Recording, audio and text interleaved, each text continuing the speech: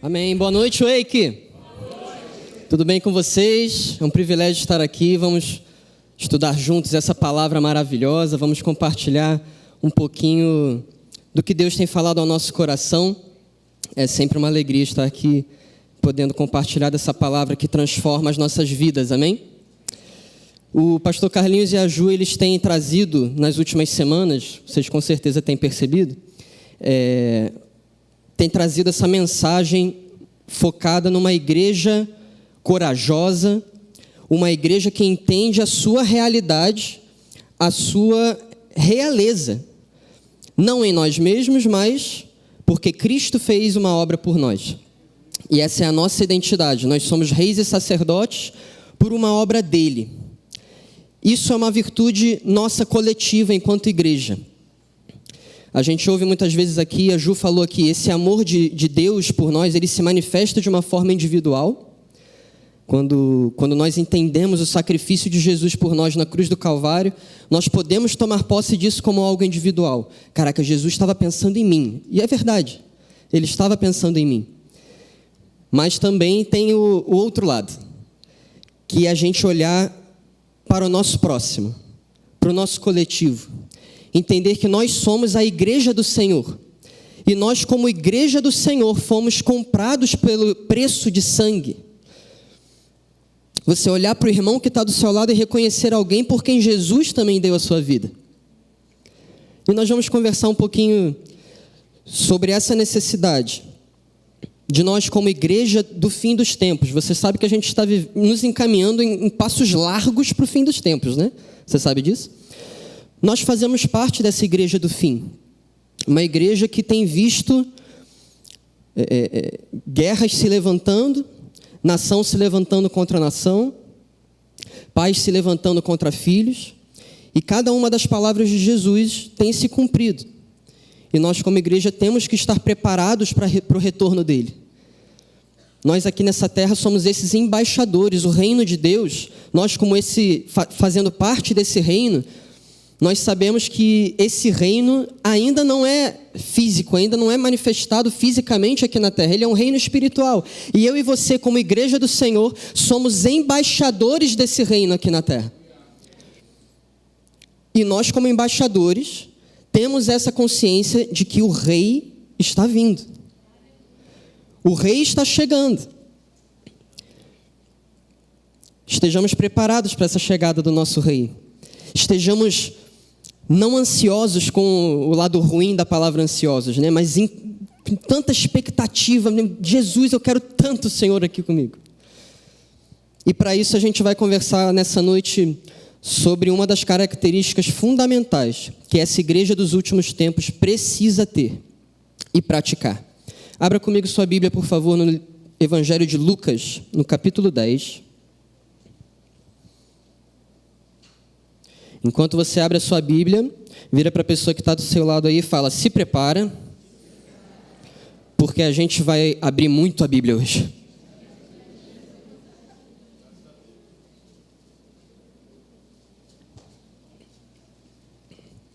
Lucas capítulo 10, a partir do versículo 25. Todo mundo está comigo? Amém. Eu vou ler na Nova Almeida atualizada, você acompanha comigo aí na sua versão. Lucas 10, a partir do verso 25. E eis que certo homem, intérprete da lei, se levantou com o objetivo de pôr Jesus à prova e lhe perguntou: Mestre, que farei para herdar a vida eterna? Então Jesus lhe perguntou: O que está escrito na lei? Como você a entende? A isto ele respondeu: Ame o Senhor seu Deus de todo o seu coração, de toda a sua alma, com todas as suas forças e todo o seu entendimento. E ame o seu próximo como você ama a si mesmo. Então Jesus lhe disse: Você respondeu corretamente. Faça isso e você viverá. Mas ele, querendo justificar-se, perguntou a Jesus: Quem é o meu próximo? Jesus prosseguiu dizendo: Um homem descia de Jerusalém para Jericó e caiu nas mãos de alguns ladrões. Estes, depois de lhe tirar a roupa e lhe causar muitos ferimentos, retiraram-se, deixando-o semi-morto. Por casualidade, um sacerdote estava descendo por aquele mesmo caminho, e vendo aquele homem, passou de largo. De igual modo, um levita descia por aquele lugar, e vendo-o, passou de largo. Certo samaritano, que seguia o seu caminho, passou perto do homem, e vendo-o, compadeceu-se dele.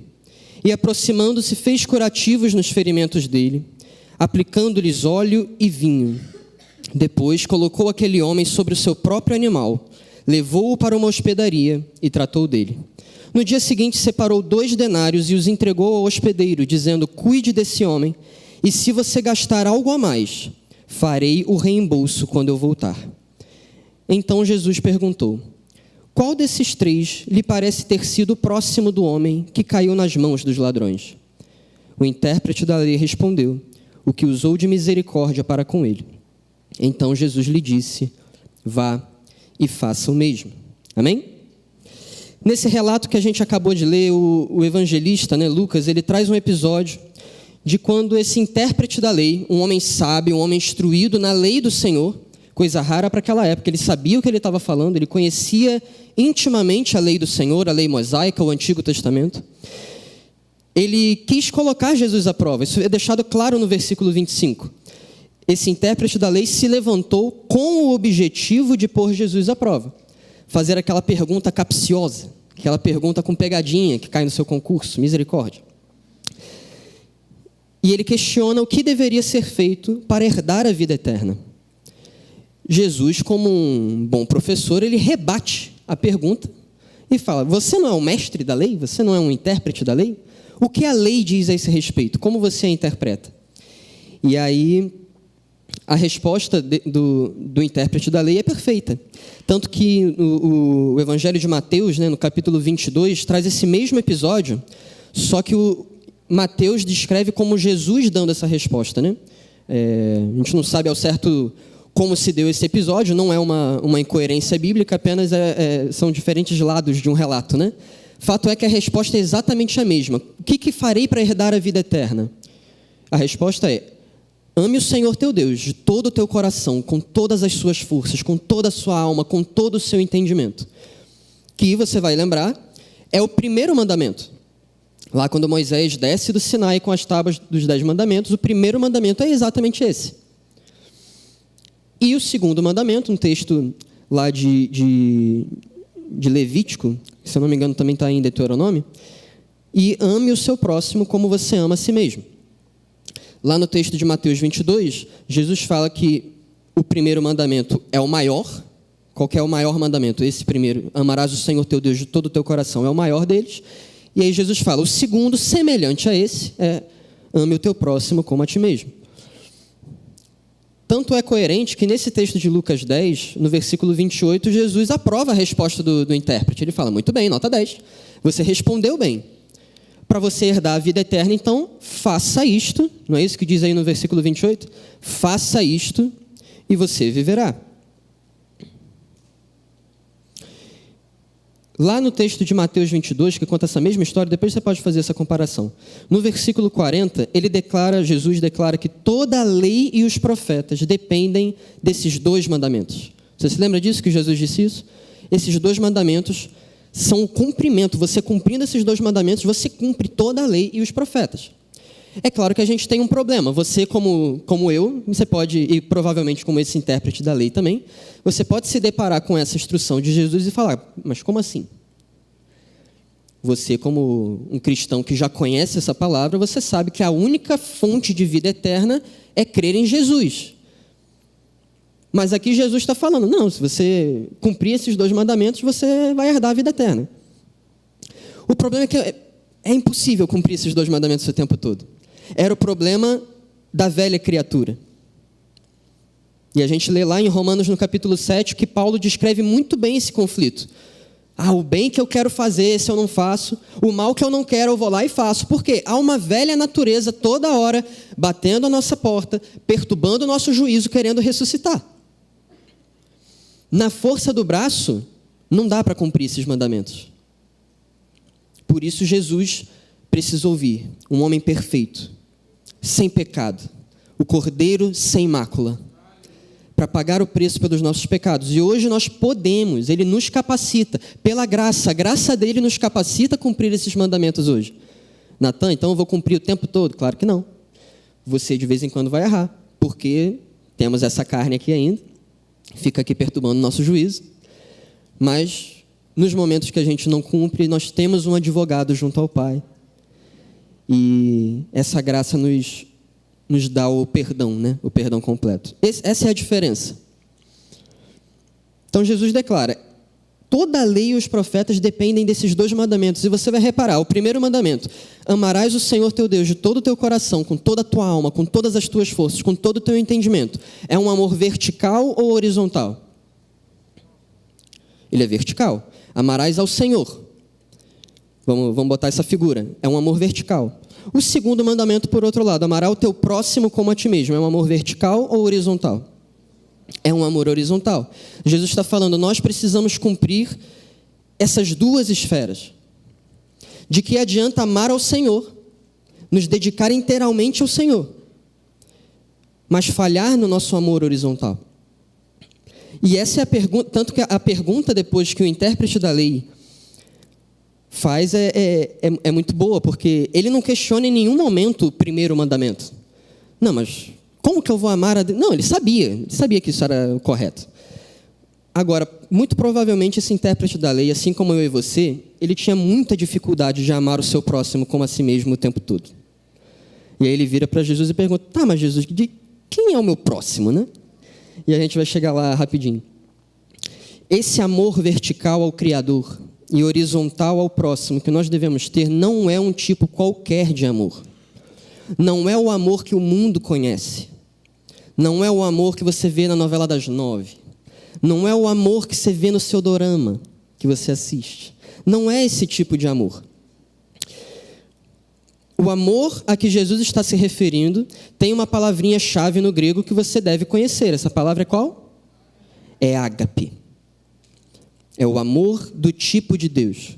Não só o amor do tipo de Deus, o amor com que Deus ama. O amor que é a natureza do próprio Deus.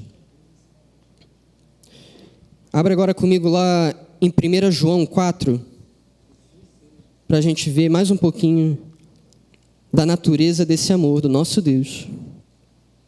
E a gente entender um pouquinho melhor o que Jesus estava querendo dizer. 1 João, primeira epístola do apóstolo João, capítulo 4, a partir do verso 7.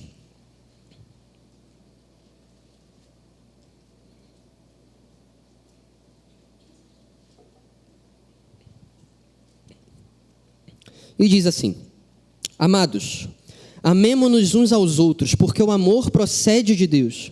E todo aquele que ama é nascido de Deus e conhece a Deus. Queridos, uma ressalva aqui. Esse texto todo que a gente vai ler, toda vez que você lê a palavra amor, não está falando de nenhum outro tipo a não ser o amor ágape. É o amor do tipo de Deus. É esse amor que nós estamos conferindo. Confia em mim, eu procurei, fiz a exegese bonitinha lá, olhei no grego, é sempre ágape a palavra que está aqui. Amemo-nos uns aos outros, porque o amor procede de Deus. E todo aquele que ama é nascido de Deus e conhece a Deus. Quem não ama, não conhece a Deus, pois Deus é amor. Ágape é a natureza do próprio Deus, Ele é amor. Vamos continuar.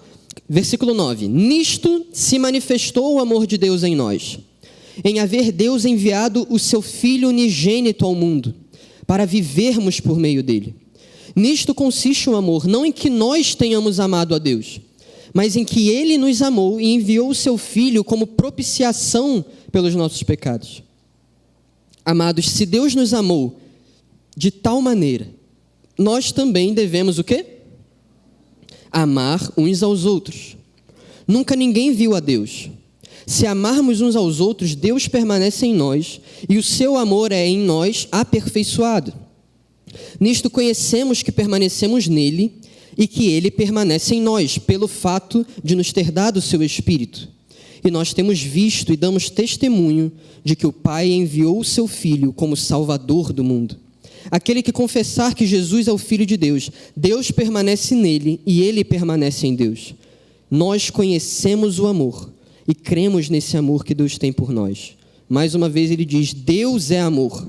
E aquele que permanece no amor, permanece em Deus, e Deus permanece nele. Nisto o amor é aperfeiçoado em nós, para que, no dia do juízo, mantenhamos confiança, pois assim como Ele é, também nós somos nesse mundo. No amor não existe medo. Pelo contrário, o perfeito amor lança fora o medo, porque o medo envolve castigo, e quem teme não é aperfeiçoado no amor. Nós amamos porque Ele nos amou primeiro.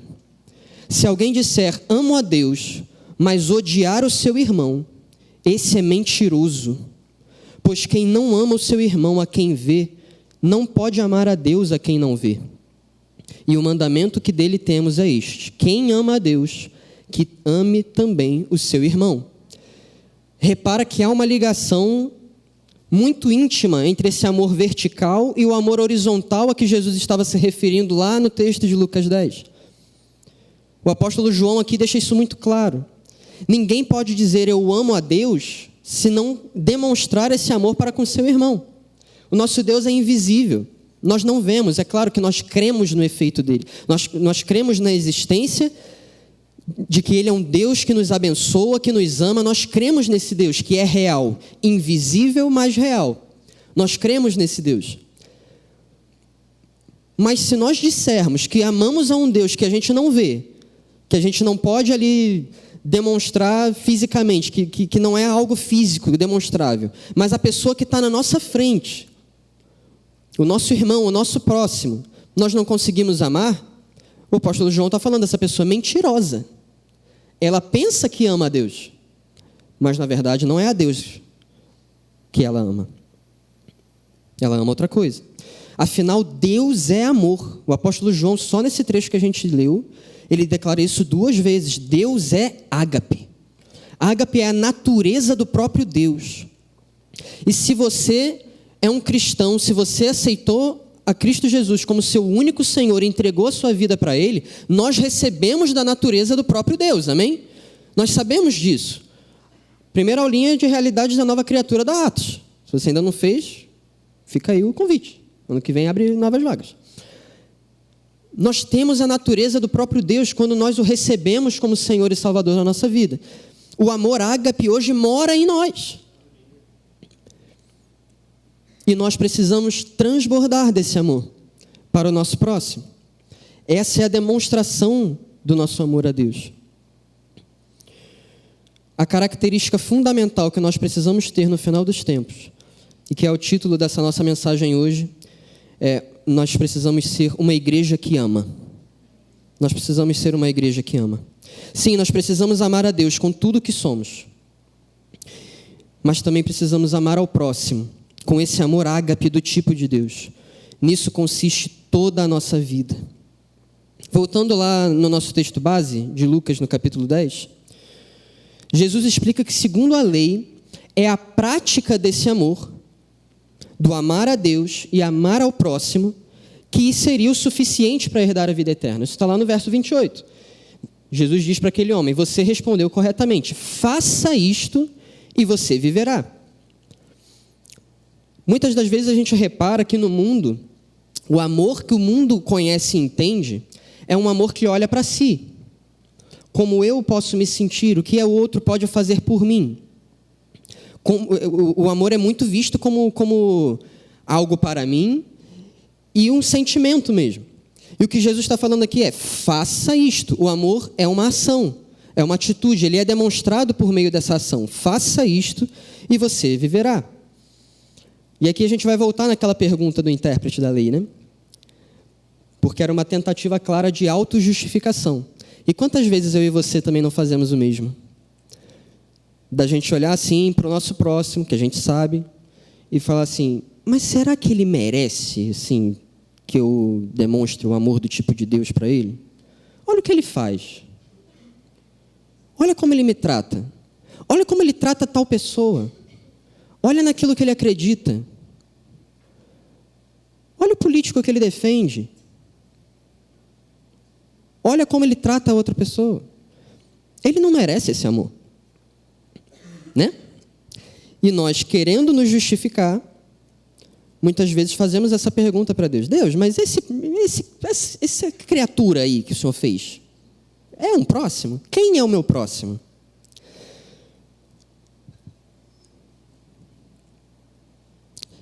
A dificuldade do intérprete da lei, como nós dissemos, não era de entender que ele precisava amar a Deus com todo o seu coração.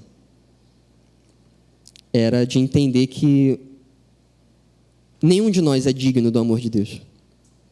Por nós mesmos.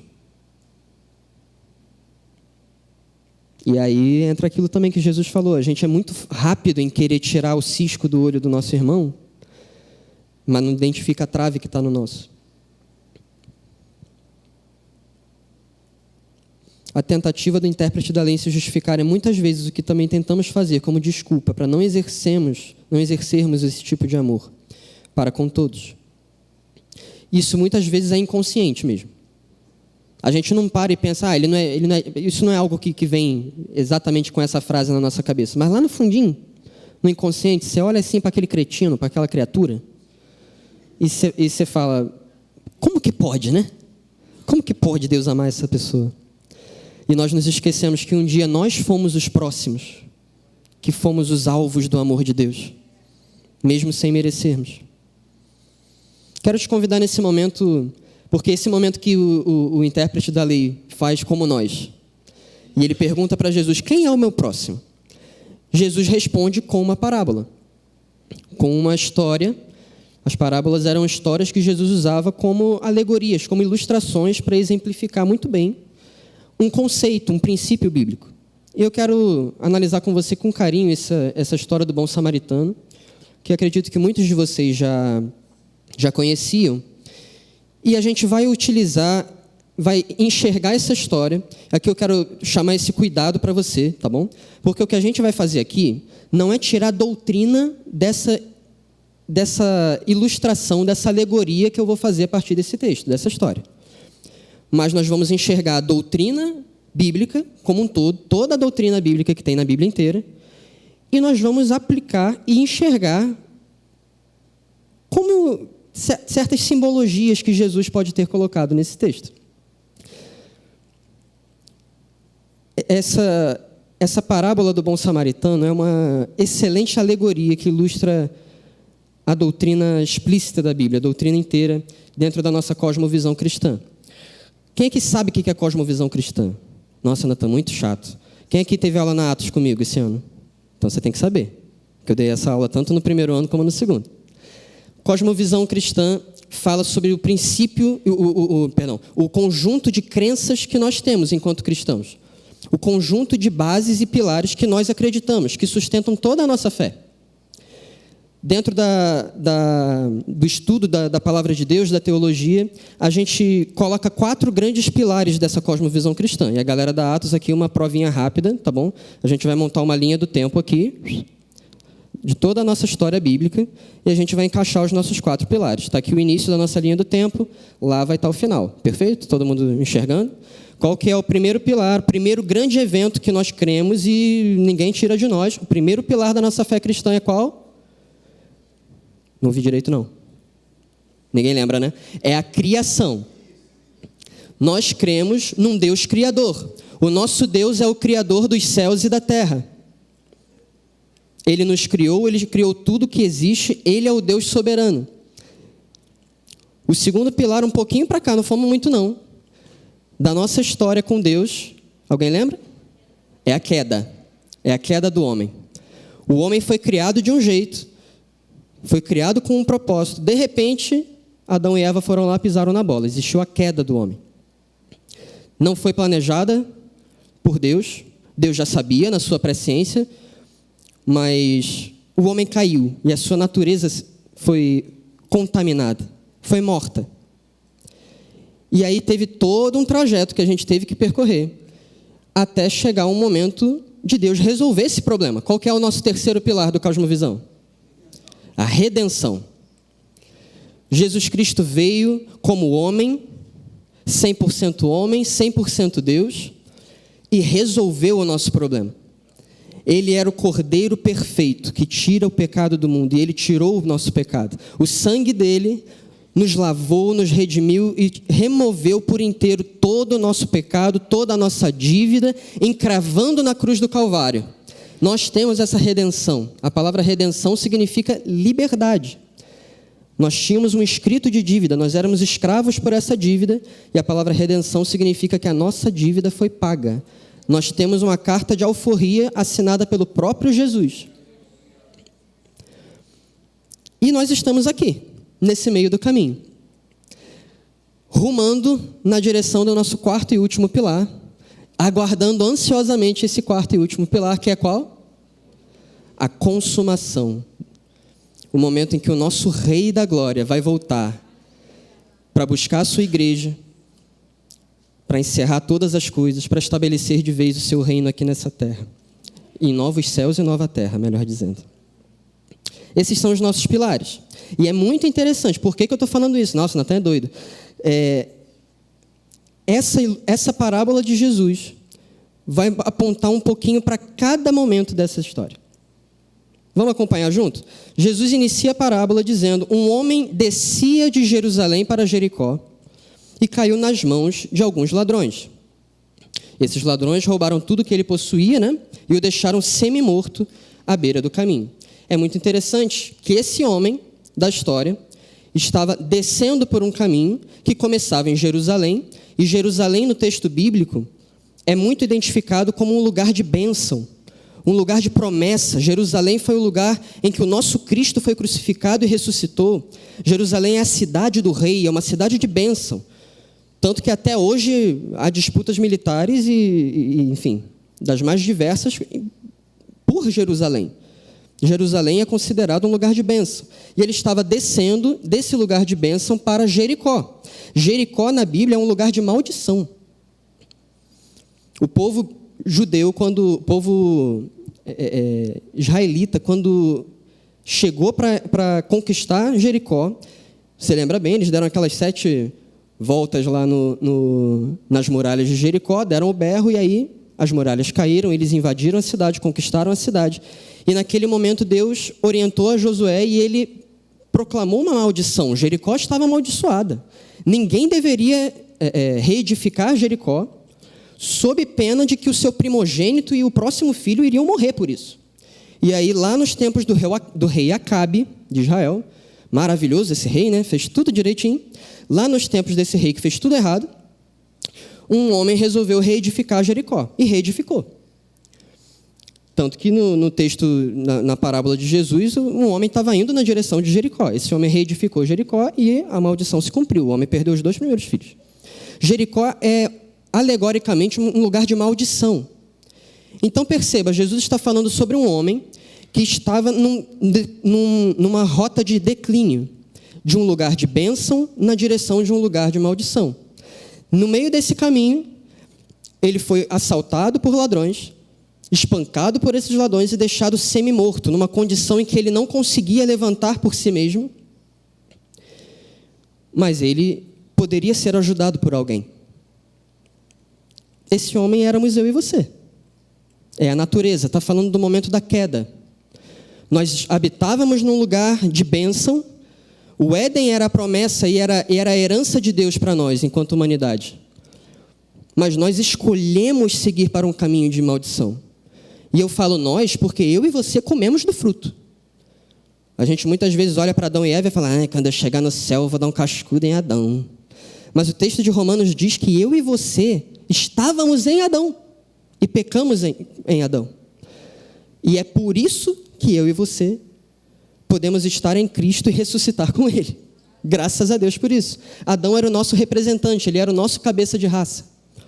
Nós escolhemos sair de um lugar de bênção e tomar uma rota de declínio em direção a um lugar de maldição. E o diabo, nesse processo, roubou tudo que nós possuímos. A nossa herança, a nossa natureza. E nos deixou nesse estado semi-morto. Nós, por nós mesmos, não conseguimos levantar. Nós não conseguimos nos ajudar. Mas havia alguém que poderia. Na sequência dessa história, a descrição de 2 homens que passaram seguindo o mesmo caminho de descida. Você vai reparar nesse texto que primeiro passa quem? Um sacerdote. O sacerdote estava descendo por aquele mesmo caminho. Depois passa um levita descendo por aquele mesmo lugar. Veja, esses dois homens, o sacerdote e o levita, estavam descendo na mesma direção do outro homem. Eles estavam na mesma rota de declínio. O sacerdote pode muito bem simbolizar, e aqui de novo, eu não estou colocando doutrina, não estou tirando isso desse texto. Isso é algo conhecido da doutrina bíblica, a gente só está aplicando a esse texto. O sacerdote pode figurar um primeiro momento da história do homem, antes da lei, em que o homem era o seu próprio sacerdote. Você vai lembrar dos patriarcas, de Abraão, Isaac, Jacó e tantos outros, em que o homem tinha que buscar a Deus por si próprio. Esse autossacerdócio do homem buscar a Deus por si próprio não resolvia o problema. O sacerdote nessa figura estava descendo pelo mesmo caminho. E o levita, Natão? O levita pode simbolizar a lei. Quando Deus manda a lei de Moisés e tal, ali havia os levitas, havia o sacerdote que representava todo o povo. Aquela condição também não podia ajudar a humanidade, porque ele também estava seguindo pelo mesmo caminho. E graças a Deus, que por fim nós temos a figura desse samaritano. O único capaz de ajudar aquele homem, figurando o que o próprio Jesus fez por nós. O texto diz que esse samaritano seguia o seu caminho. Ele não fala nada que ele estava seguindo o mesmo caminho que os outros de declínio. O samaritano estava seguindo o seu próprio caminho. O samaritano é uma mistura entre judeu e gentio. Isso é histórico. Daí vem a rixa entre os judeus e os samaritanos. Lá atrás, na época do reino, quando o reino foi dividido, Samaria se tornou a capital do reino do norte, de Israel, e Jerusalém se tornou a capital do reino do sul, de Judá. Naquele momento já se começou uma certa rixa, porque o povo do reino do norte começou a se misturar com os outros povos. Judeus se misturando com os gentios. Então, até os tempos de Jesus, os samaritanos eram vistos como povo inimigo, como povo que não seguiu os princípios de Deus e se misturou com os gentios. Era uma mistura. É muito interessante que Jesus aqui é figurado como um samaritano, alguém que era rejeitado pelos judeus. E Jesus foi rejeitado pelos judeus, pelos seus. E da mesma forma como um samaritano é parte judeu e parte gentio, Jesus veio para uma obra não só para os judeus, mas também para os gentios. Você dá graças a Deus por isso? Se ele não tivesse vindo pelos gentios, nós não estaríamos aqui. Obrigado, Senhor. Esse samaritano simboliza, então, esse Jesus, que olhava tanto para os judeus como os gentios. Esse samaritano tratou dos ferimentos daquele homem, aplicando o quê? Você pode olhar aí comigo o que ele aplicou? No versículo 34 diz que ele aplicou óleo e vinho, que são figuras claríssimas da redenção de Deus. O vinho simbolizando o sangue do Cristo, que nos purificou, que foi o preço que foi pago. E o óleo, que é um símbolo bíblico claríssimo da ação do Espírito Santo. É Ele, o Espírito Santo, que nos regenera. Ele é o autor dessa regeneração. É Ele que faz e cumpre a salvação em nós. Ah, fui eu que aceitei a Jesus e fui salvo. Não, você aceitou a Jesus, você só permitiu que o Espírito Santo viesse e fizesse essa obra de regeneração. Quem nos salva é o Espírito Santo, por meio do sangue de Jesus Cristo. Você percebe que esse samaritano, então, tem muitas figuras que nos faz olhar para ele com esse carinho de olhar, olha, parece mesmo que é Jesus, né? Esse samaritano começou a cuidar do homem, mas precisou se ausentar por um tempo. Ele deixou esse homem aos cuidados de um hospedeiro até que ele voltasse. O hospedeiro que cuida do homem salvo por Jesus até o seu retorno é o Espírito Santo. Quando Jesus precisa partir, ascender aos céus, ele fala: eu não vos deixarei órfãos, vos darei o Espírito Santo, Consolador, o Espírito da verdade. Ele será o seu hospedeiro, ele hoje é o nosso hospedeiro. Nós não fomos deixados órfãos. O Espírito Santo do Senhor não só habita em nós, como está no nosso meio. Ele cumpre essa obra no nosso meio. Nós não estamos sozinhos, nós fomos recebidos e cuidados por esse hospedeiro. Até que Jesus volte, até que o nosso bom samaritano volte. E aí repara também que o hospedeiro tem um lugar para ficar, e um lugar onde ele exerce essa missão que Jesus deixou para ele. Ele tem uma hospedaria. Quem você acha que é essa hospedaria? Quem você acha que é? É a igreja. Nós, como igreja do Senhor, simbolizamos essa hospedaria, esse local em que o Espírito Santo tem liberdade, um local entre aspas, porque nós somos a igreja. A igreja não está falando desse local aqui com 4 paredes, nós somos essa igreja. E essa hospedaria, o local em que o Espírito Santo age com liberdade. Isso te dá um maior senso de responsabilidade sobre esse papel do Espírito Santo, porque a gente fala, o Espírito Santo é o hospedeiro, ele faz a obra. Não, ele faz a obra na sua hospedaria, através de mim e de você. Nós somos essa hospedaria. Para, a partir de agora, templos do Espírito Santo e agentes deles, da mesma forma que nós fomos esses homens feridos, que foram encontrados por Jesus e cuidados por Ele, pelo Espírito Santo. Hoje nós fazemos parte dessa hospedaria que o Espírito utiliza para receber outras pessoas feridas, como nós éramos, para serem cuidadas, tratadas e amadas. Esse é o nosso papel. A igreja não pode ser um local para o nosso encontro, apenas. Claro que é um lugar para o nosso encontro de comunhão, um lugar para o nosso encontro da gente adorar o nosso Deus, fazer nosso papel vertical, praticar o nosso amor vertical. Não negligenciamos o nosso papel como hospedaria do Espírito Santo, em receber outros que estão tão feridos como nós estávamos, e participarmos dessa obra de tratar e cuidar dessas pessoas, que muitas vezes somos eu e você. Quantas vezes nós já, no nosso meio, já num ambiente de salvação, precisamos também desse cuidado.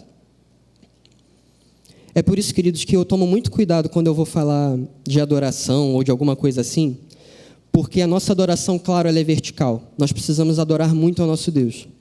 E nós temos feito algo muito intencional no F-Music e em todos os ministérios de adoração aqui dessa igreja.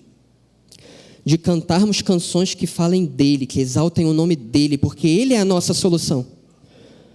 Muito menos de nós. Por nós não somos nada. Ele nos vê como preciosos hoje, porque Jesus fez algo. Olhemos para Jesus.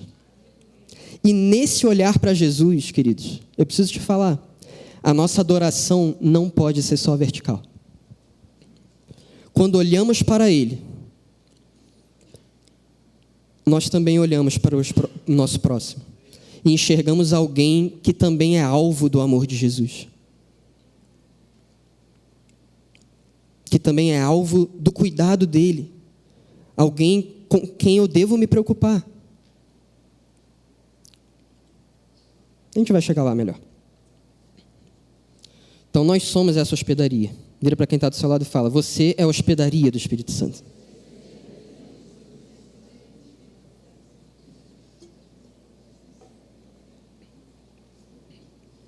Esse é o nosso papel. Então, muito rapidamente, vamos ver, feita essa breve introdução, estou brincando. Vamos ver aqui 3 características desse amor. É muito rápido mesmo, eu prometo. 3 características desse amor, do tipo de Deus, que nós, como hospedaria do Senhor, precisamos desenvolver em nós. Em primeiro lugar, o amor do tipo de Deus não leva em conta a virtude do próximo. É aquilo que a gente estava falando. O amor do tipo de Deus não leva em conta a virtude do próximo. O quanto o próximo é merecedor desse amor ou não. A escolha de Jesus em retratar o mocinho dessa história como um samaritano é, no mínimo, ousada. Como eu falei, os samaritanos eram considerados povo inimigo dos judeus. ver que um inimigo foi capaz de ter misericórdia do homem ferido, enquanto os judeus não o tiveram, deve ter sido um choque para aquele intérprete da lei. Mas não só isso. Nós podemos ver que esse Jesus, figurado nesse samaritano, nos amou, acolheu e cuidou de nós, mesmo quando nós éramos seus inimigos. Abra comigo lá no texto de Romanos, no capítulo 5.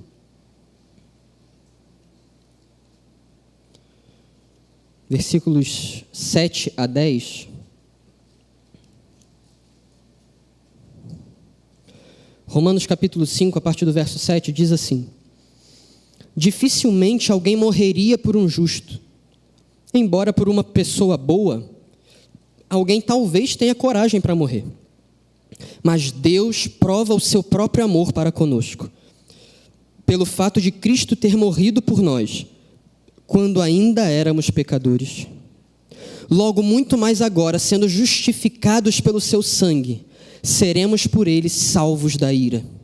Porque se nós, quando inimigos, fomos reconciliados com Deus, mediante a morte do seu Filho, muito mais, estando já reconciliados, seremos salvos pela sua vida. Ele nos amou primeiro quando nós éramos inimigos, queridos. Deus não nos amou porque havia algo em nós que valesse a pena ser amado. Isso muitas vezes, a gente precisa tomar cuidado para não voltar para uma vala de se achar o cocô do cavalo do bandido, né?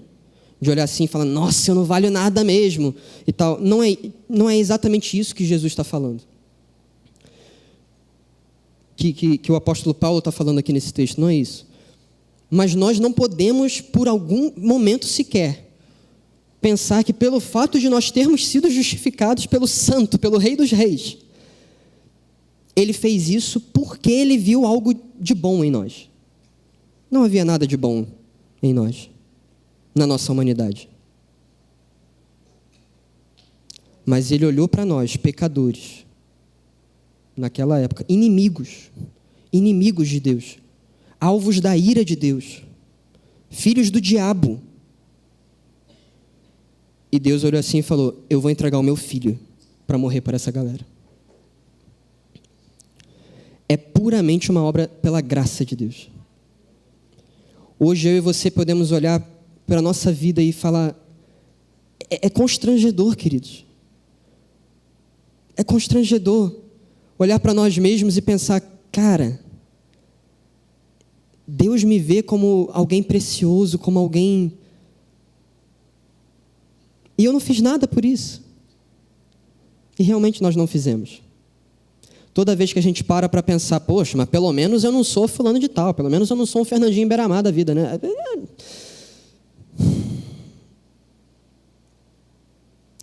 A gente está tirando o olhar daquele que realmente fez tudo. Nós não merecíamos nada. Então por que a gente se esquece? Quando a gente vai olhar para o próximo e a gente tenta achar qualquer virtude no próximo que o faça merecedor de ser alvo desse amor de Deus. É muito fácil para nós amar aqueles que nos fazem bem. Mas o tipo de amor que Deus nos pede para dar ao próximo é o mais difícil de todos. Ele nos pede para amar os nossos inimigos. Vamos abrir lá em Mateus, no capítulo 5.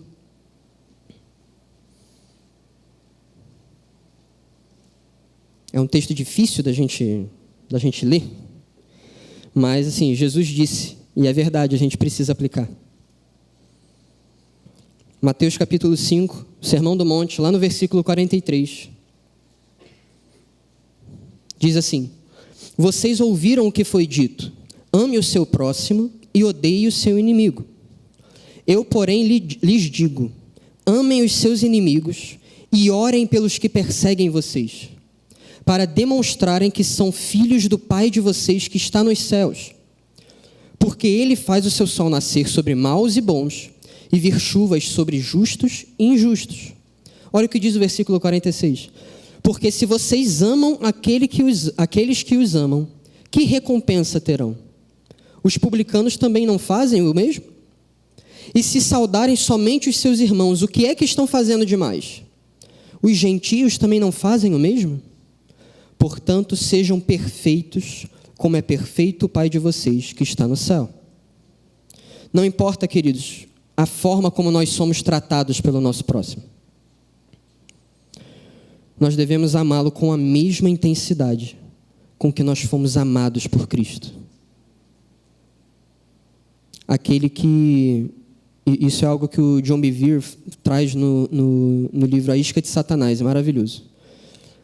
Quantas vezes nós aceitamos que uma ofensa por algo que um irmão fez com a gente tome espaço no nosso coração?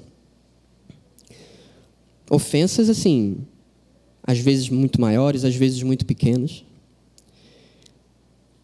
Todas as vezes que a gente permite que uma ofensa tome espaço e permaneça lá, nós estamos nos esquecendo de que Jesus, apesar da nossa ofensa contra Ele, nos perdoou. Você consegue entender isso? Esse é o amor do tipo de Deus. Ele não olha para a forma como está sendo tratado para poder retribuir. Ele faz primeiro. Ele ama primeiro. Não importa a forma como nós somos tratados pelo nosso próximo, vamos amá-lo com a mesma intensidade com que fomos amados por Cristo. Em segundo lugar, o amor do tipo de Deus não mede custos pessoais. Se você voltar lá na parábola do bom samaritano, o bom samaritano da parábola fez absolutamente tudo o que estava ao seu alcance para cuidar da melhor forma possível daquele homem ferido. Ele fez curativos, aplicou óleo e vinho nos ferimentos daquele homem, abrindo mão dos seus recursos pessoais, que muito provavelmente poderiam até fazer falta para a viagem dele. Mas ele abriu mão desses recursos para poder cuidar daquele próximo que estava necessitado. Ele colocou o homem sobre o seu próprio animal. Possivelmente, se o animal não era muito forte, o bom samaritano teve que andar o caminho inteiro até a hospedaria. Não se importando com o desgaste físico que ele teria nesse processo. O bom samaritano pagou pelas despesas da hospedagem e dos cuidados daquele homem, aplicando os seus recursos financeiros para o tratamento dele. E às vezes, quantas vezes a gente deixa de derramar o amor do tipo de Deus no nosso próximo, porque a gente perde muito tempo avaliando o custo que isso vai ter para a gente. Ao fazer isso, também nos esquecemos do que a nossa vida custou para Deus. O seu único filho. E aí volta lá em Mateus 5. Se você saiu, né? Não sei. Lá um pouquinho acima, no versículo 38. Vamos ver como Jesus nos ensina a lidar com pessoas que nos custam algo. Mateus 5, 38 diz assim: vocês ouviram o que foi dito, olho por olho, dente por dente. Eu, porém, lhes digo, não resistam ao perverso. Se alguém lhe der um tapa na face direita, ofereça-lhe também a face esquerda. Se alguém quer processar você e tirar-lhe a túnica, deixe que leve também a capa. Se alguém obrigar vocês a andar 1 milha, vá com ele 2. Dê a quem lhe pede, e não volte as costas ao que quer lhe pedir emprestado. Não levar em conta esses custos pessoais na hora de demonstrar, de amar ao próximo, é uma das maneiras que nós temos de honrar ao nosso Deus, como um sacrifício, uma oferta agradável a Ele. E aqui, de novo, eu quero voltar naquela frase que eu disse. Todas as vezes que a gente olha mais para o custo que vai nos causar o amor ao próximo, a gente inconscientemente está se esquecendo do quanto custou a obra que Jesus fez por nós. Nós não temos esse direito de achar que o outro não merece, que o outro não merece os nossos custos, o nosso custo pessoal, de tempo, às vezes de recursos financeiros. Eu não estou aqui querendo dizer que toda pessoa que passar na rua você vai ter que dar infinito dinheiro. Você use o seu discernimento, você faça de acordo com as suas capacidades. Mas quantas vezes nós estamos parando nas nossas orações, clamando por bênçãos a Deus, clamando por portas de emprego, clamando por empregos em que nós trabalhamos menos e ganhamos mais. Glória a Deus, tudo isso Ele nos dá por amor a nós, mas Ele nos dá com um propósito. Não é para nós, não é para o nosso benefício somente. Não tem problema nenhum você levar uma vida confortável. Mas que os seus recursos financeiros sejam para a glória de Deus e não em primeiro lugar para o seu conforto pessoal. Você está entendendo? Que o seu tempo não seja em primeiro lugar para o seu prazer, para a sua satisfação pessoal. Não devemos levar em conta esses custos pessoais na hora de amar o próximo. Em último lugar, o amor do tipo de Deus faz da forma que Jesus faria. Isso é quase que um resumo de tudo isso que a gente está falando, né? É o amor do tipo de Deus. Esse samaritano, nessa nossa alegoria, representa Jesus e o que ele fez por nós. Devemos fazer como ele e não ignorar os nossos irmãos e aqueles que vêm até nós em necessidade ou em busca do Senhor. Você lembra que aquele sacerdote e aquele levita viram aquela pessoa em necessidade, viram o próximo e passaram ao largo. Dá a entender que é aquele episódio em que a gente vai e atravessa a rua, que é para não ajudar a pessoa, né? Claro que numa situação de risco não tem problema nenhum você atravessar a rua, não é disso que eu estou falando. Mas perceba, eles não queriam ajudar o próximo. Nós temos que ter a atitude de Jesus, a atitude desse samaritano. Não ignorar esses nossos irmãos, aqueles que vêm até nós em necessidade. Você lembra que diz isso não estava aqui no esboço, você lembra que diz aquele texto de Tiago, se eu não me engano no capítulo 5, que fala, se há alguém entre vocês enfermo, chame os presbíteros, a oração da fé salvará os enfermos, se há alguém entre vocês triste e tal, esse texto é um chamado para a vida em comunidade. É um chamado para a gente não achar que os nossos encontros aqui, tanto de domingo de manhã como de quinta-feira, como esses encontros de juventude, são encontros para a gente chegar, receber uma palavra de Deus que vai edificar a minha vida e ir embora sem olhar para a pessoa que está do meu lado. A gente não pode continuar sendo assim. A gente precisa sentir falta quando o irmão nosso está um tempo sem vir no culto. E deixa eu abrir esse parêntese aqui, queridos. É por isso que é fundamental você fazer parte de um grupo de conexão. De um pequeno grupo. Os grupos de conexão são uma estratégia da nossa igreja para ter um cuidado aperfeiçoado sobre cada um de nós. Muitas das vezes a nossa igreja é enorme, gente. É enorme, tem muita gente. Os pastores, os presbíteros, aqueles que exercem esse cuidado, é impossível fazer um controle melhor. Os grupos de conexão são esse lugar, sim, de ensino.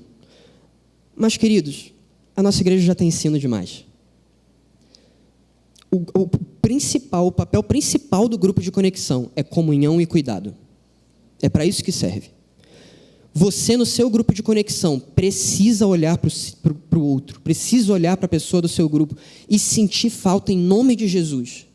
Cadê o fulano? Será que ele está passando por alguma coisa? Deixa eu ligar para ele, deixa eu orar pela vida dele. Isso é ser família de fé. O que você faria se um irmão seu, ou sei lá, uma tia sua, alguém ficasse meses assim sem dar notícia e tal? E aí? Está vivo, pelo menos? Pelo amor de Deus. E aí a gente se chama de irmão, irmã, de família da fé, só que a gente não tem nada de irmão e irmã. Quando a gente entra aqui e não olha para quem está do nosso lado, a gente age como se isso aqui fosse um clube. Ou como se isso aqui fosse apenas um lugar para me servir. Essa igreja não está aqui... Desculpa, deixa eu refrasear. Nós sim, estamos aqui para te servir. Mas você não entra aqui para ser servido. Você entra aqui com esse olhar, eu quero adorar o meu Deus, eu quero prestar culto ao meu Deus, eu quero servir.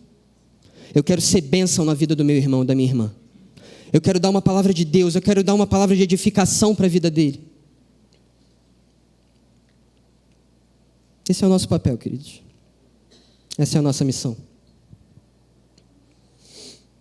Sermos uma igreja que ama. O amor do tipo de Deus é incondicional, independe das circunstâncias ou fatores externos. O amor do tipo de Deus se doa completamente, porque Deus amou ao mundo de tal maneira que deu o seu Filho unigênito, para que todo o que nele crê não pereça, mas tenha vida eterna. O amor dá. O amor não procura receber em primeiro lugar. Deus não procurou nada que nós pudéssemos dar a Ele para nos amar primeiro. Ele tomou o primeiro passo, Ele deu o seu único filho. O amor se doa independente do que vai receber em troca. O amor de Deus não leva em conta os seus próprios interesses. O amor de Deus é perfeito. Abra lá comigo em 1 Coríntios 13. Que também é um texto que traz esse amor ágape. Todo o amor que é dito nesse texto de 1 Coríntios 13 é o amor ágape. E você muito provavelmente também conhece muito bem esse texto. A partir do verso 1 de 1 Coríntios 13. Diz assim: ainda que eu fale a língua dos homens e dos anjos, se não tiver amor, se não tiver ágape, serei como bronze que soa ou como símbolo que retine. Ainda que eu tenha o dom de profetizar e conheça todos os mistérios e toda a ciência, ainda que eu tenha tamanha fé a ponto de transportar os montes, se não tiver amor, nada serei. E ainda que eu distribua todos os meus bens entre os pobres, e ainda que entregue o meu próprio corpo para ser queimado, se eu não tiver amor, isso de nada me adiantará. O amor é paciente e bondoso. O amor não arde em ciúmes, não se envaidece, não é orgulhoso, não se conduz de forma inconveniente, não busca os seus interesses, não se irrita, não se ressente do mal. O amor não se alegra com a injustiça, mas se alegra com a verdade. O amor tudo sofre, tudo crê, tudo espera, tudo suporta. O amor jamais acaba. A gente para nessa primeira parte do versículo 8. Essas são qualidades do próprio Deus, queridos. Se nós dizemos que amamos a esse Deus que tem todas essas qualidades,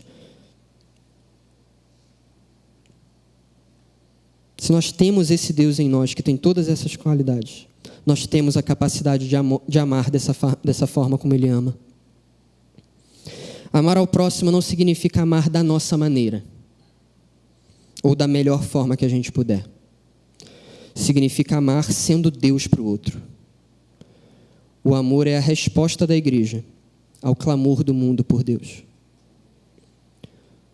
Não se deixe enganar, queridos, por mais que o mundo não saiba disso. Todo mundo tem dentro de si um anseio. Ele não sabe o que ele está buscando, mas ele anseia pela manifestação da glória de Deus. Ele anseia por Deus na sua vida. E o nosso papel como igreja do fim dos tempos, como igreja do Senhor, é manifestarmos esse amor e sermos hospedeiros para essas pessoas. Quero te convidar a se colocar de pé nesse momento. Nós devemos buscar essas características, queridos. Sermos filhos apaixonados pelo Senhor e cheios de compaixão pelo próximo. Isso que o Espírito Santo me pediu para despertar em nós nessa noite. Um coração que, sim, ama Ele de todo o nosso coração, com todas as nossas forças, com todo o nosso entendimento. Mas que esse amor é tão grande que ele não fica só dentro de nós. Esse amor tem que transbordar para o nosso próximo, tanto aqui dentro desse lugar, como em cada lugar que nós estejamos. O mundo precisa desse amor. E de onde que eles vão ter a experiência desse amor, se não de nós? Jesus nos alertou, Ele estava falando isso no fim dos tempos, lá em Mateus 24. Que no final dos tempos esse amor do tipo de Deus, esse amor ágape, seria esfriado de quase todos. Eu quero ler esse texto para você porque você vai reconhecer sinais claros que estão acontecendo hoje no nosso tempo. E é um alerta que nós não podemos, queridos, nós não podemos deixar esse amor ágape esfriar de dentro de nós. Porque se esfriar em nós, não vai vir de mais ninguém. Não vamos permitir que as pedras clamem por nós. Lá em Mateus 24, a partir do verso 3... Jesus estava sentado no Monte das Oliveiras, quando os discípulos se aproximaram dele, e em particular lhe pediram: diga-nos quando essas coisas vão acontecer, e que sinal haverá da sua vinda e do fim dos tempos. E Jesus respondeu: tenham cuidado, para que ninguém os engane, porque muitos virão em meu nome dizendo: eu sou o Cristo, e enganarão a muitos. e vocês ouvirão falar de guerras e rumores de guerras. Te soa familiar? Fiquem atentos e não se assustem, porque é necessário que isso aconteça, mas ainda não é o fim. Porque nação se levantará contra nação, e reino contra reino. Haverá fomes e terremotos em vários lugares, porém todas essas coisas são o princípio das dores. São como as contrações que são um sinal de que o parto está próximo de chegar. Vocês serão entregues para serem maltratados, e eles os matarão. Vocês serão odiados por todas as nações por causa do meu nome. Fim dos tempos, queridos, infelizmente eu não tenho boas notícias quanto a isso. Mas nós seremos perseguidos. Nós seremos odiados por causa do nome dele. E que assim como os apóstolos deram a sua vida com alegria, passando por cada uma daquelas provações, nós também vamos ter que ser esses, queridos, que amam mais a Jesus do que a própria vida. Não está muito longe disso acontecer. Nós precisamos de coragem, irmãos, para amar a Jesus mais do que a nossa própria vida. E quem ama Jesus mais do que a própria vida, ama ao próximo mais do que a própria vida. Nesse tempo, muitos hão de se escandalizar, trair e odiar uns aos outros. Muitos falsos profetas se levantarão e enganarão a muitos. E por se multiplicar a maldade, o amor se esfriará de quase todos. Diga assim bem alto: comigo não. Comigo não. O amor não se esfriará de nós.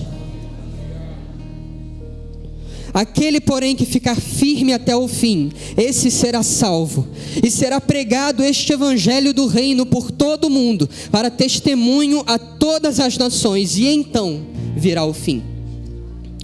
Queridos, sejamos essas testemunhas ousadas do amor de um Deus que não levou em consideração o custo pessoal, mas entregou o que Ele tinha de melhor por nós. Que nós sejamos esses, queridos, embaixadores do reino, embaixadores desse rei, que amam a Jesus e amam as pessoas mais do que amamos a nossa própria vida. Fecha um pouquinho seus olhos nesse momento, fecha um pouquinho seus olhos. Senhor, nessa hora, eis aqui o nosso coração.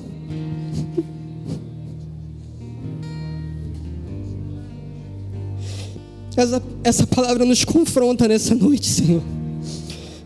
Me confrontou essa semana, e eu sei que confrontou esses meus irmãos, mas nós sabemos, Senhor, que toda palavra que o Senhor nos dirige não é para o nosso mal, não é para nos deixar rebaixados, quebrantados, mas é para forjar o nosso caráter. E nós estamos aqui, Senhor, buscando em Ti um caráter forjado na verdade, forjado na Tua palavra. Nos ajuda, Espírito Santo, a desenvolver esse coração que não se importa com aquilo que o outro tem a nos oferecer, que não se importa com custos pessoais, mas que busca com afinco fazer aquilo que o Senhor fez por nós. Amar as pessoas da forma como o Senhor nos amou e da forma como o Senhor as ama. Nos ajuda, Senhor, a olhar para o nosso próximo da forma como o Senhor os olha, a agir com o nosso próximo da forma como o Senhor agiria, a falar as Tuas palavras, Senhor, não as nossas. Que nesse fim dos tempos, Senhor, nós sejamos uma igreja que não se contenta em sermos edificados para nós mesmos, mas que sejamos bons hospedeiros dos doentes, das pessoas que não têm o Senhor e que irão a esse lugar Te buscando. Queremos ser, Senhor, cristãos que não vão olhar para as pessoas, para os ímpios que chegarão aqui, para os pecadores que chegarão aqui e vão julgá-los antes de amá-los. Não queremos ser desses, Senhor. Queremos olhar com o Teu olhar. Queremos amar com o teu amor, Senhor. Queremos ser filhos segundo o teu coração. Ainda de olhos fechados, queridos. Eu não posso encerrar esse encontro deixando de dar oportunidade para você que está aqui no nosso meio. Às vezes você ouvindo essa palavra aqui nessa noite, nunca tinha percebido, nunca tinha entendido o amor de Deus, que não mediu esforços para te salvar. Às vezes você nunca antes tinha entendido isso dessa forma. E você nessa noite reconhece a obra que Jesus fez por você. E você nessa noite tem esse desejo de entregar a sua vida para Ele. Essa é uma noite propícia para a sua salvação. Não saia daqui nessa noite sem ter um coração completamente rendido aos pés de Jesus e sem entregar a sua vida a Ele, reconhecendo que Ele é o Filho de Deus que veio ao mundo e que morreu para nos salvar e nos dar essa vida eterna. Não saia daqui nessa noite sem tomar posse dessa vida eterna, que é um presente que Jesus deixa à sua disposição nesse momento. As mãos de Jesus estão estendidas para você nesse momento, querido. Elas estão abertas com esse presente chamado salvação.